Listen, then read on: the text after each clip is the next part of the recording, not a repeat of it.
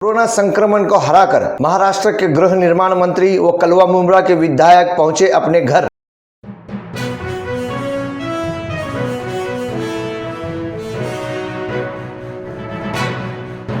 मैं अफराहिम मीर, आज का महानगर में आपका स्वागत है। महाराष्ट्र राज्य के गृह निर्माण मंत्री व ठाणे जिले के कलवा मुंब्रा के विधायक श्री जितेंद्र आव्हाड रविवार 10 मई की दोपहर में अस्पताल से डिस्चार्ज होकर और स्वस्थ होकर अपने घर पहुंच गए हैं। हमारे पास उनके घर के कुछ फुटेज है, हम आपको बता रहे हैं, परंतु इन्हें डॉक्टरों ने अभी 2-3 सप्ताह किसी से मिलने के लिए भी मना कर रखा है। इन्हीं के पार्टी के कार्यकर्ता जैसे शमीम खान जो पॉजिटिव से नेगेटिव होकर घर वापस लौटे थे और अभी क्वारंटाइन में हैं, उन पर भी इन्होंने क्या कहा, हमारे सहयोगी चैनल हिंदुस्तानी रिपोर्टर के रफीक कामदार साहब ने उनसे फोन पर क्या बातें करी और उन्होंने उनका क्या जवाब दिया, आइए सुनते हैं। Hello hello.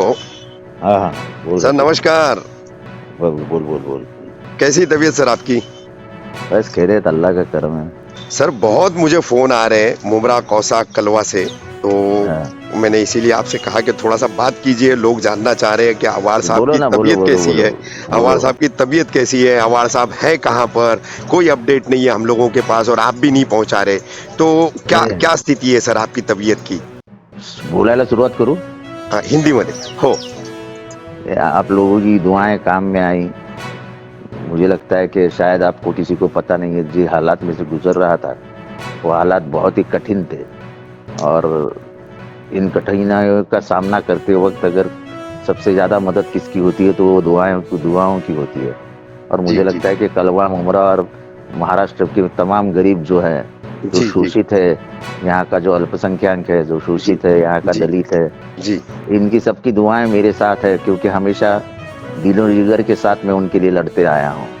और शायद ये वक्त ऐसा आया था एक कि आपकी बिना आपकी दुआएं कुछ असर नहीं होता। आपकी दुआओं का असर ये है कि आज मैं घर वापस लौट आया हूँ। और बहुत ही कठिन दिन थे वो 18 दिन, लेकिन वो 18 दिन का सामना करने के लिए आपकी दुआएं हम मेरे साथ थी और वही मेरी ताकत थी। सर आप अभी फिलहाल घर पहुंच चुके हैं, ये कंफर्म है क्या सर? अभी मैं आज सुबह घर पहुंचा जी। सुबह मैंने हॉस्पिटल से डिस्चार्ज दिया और सुबह मैं घर पहुंचा। ये जो अफवाहें फैलाई गई थी कि आ गए हैं, घर पहुंचे हैं, कुछ नहीं, ये सब सरासर झूठ थी जी। मैं आज दोपहर को 9 बजे, सुबह 9:30 बजे थाना के मेरे घर पहुंचा। यानी 10 मई दोपहर को आप घर आए हैं सर? हाँ जी। और मैं ये भी कहता हूँ कि मैं अभी घर में हूँ, घर में रहूंगा और डॉक्टर का साफ कहना है कि आने वाला एक 15-20 दिन 20 दिन कम से कम किसी को न मिले, किसी से बात न करे और हो सके उतना आराम करके अपनी जो सेहत है उस सेहत को फिर से उभारने के लिए, उसको ताकत देने के लिए जितनी हो सके उतनी स्वयं कोशिश करने की जो जरूरत होती है वो करिए।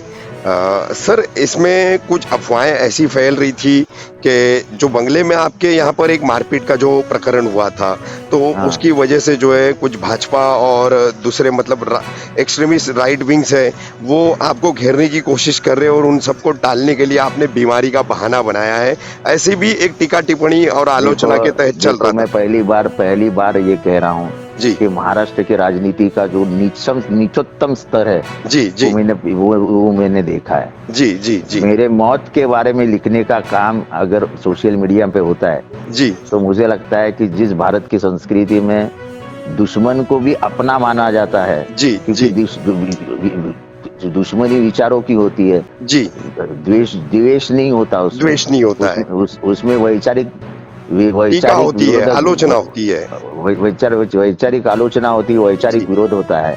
पहली बार मेरी मौत के बारे में लिखा गया है। मुझे लगता है कि ये सब जो चालू है महाराष्ट्र की राजनीति का नीचोत्तम स्तर आ गया है जी।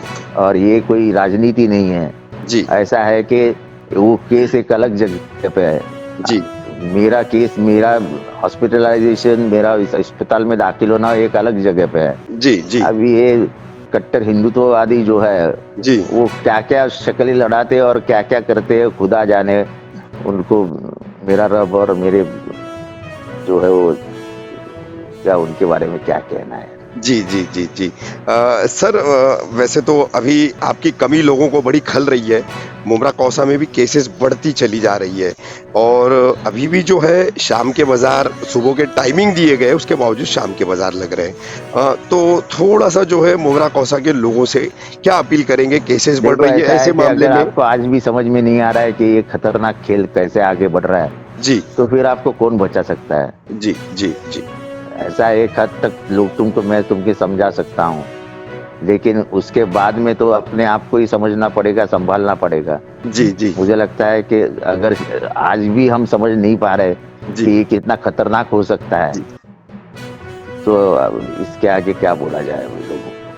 सर, आपकी गैर मौजूदगी में आपके बहुत सारे साथी भी जो है उनको क्वारंटाइन होना पड़ा, मगर मैंने देखा कि शमीम खान जैसे लोग हैं वो क्वारंटाइन तो हुए घर पर, लेकिन उन्होंने घर पर रह कर के भी मतलब कुछ न कुछ अपने तौर पर लोगों की मदद करने का देखो ऐसा है, सिलसिला शुरू राजनीति किया। में जो आदमी रहता है, जी, वो जब बीमार भी होता है तो दूसरे के इलाज करने में अपनी बीमारी का रास्ता ढूंढ निकालता है। जी, तो मुझे लगता है कि शमीम भाई मेरे वो खास काम करने वाले में से है, मेरा वो खास पार्टी वर्कर है, जी, जो हर वक्त दूसरों का ख्याल करते रहता है।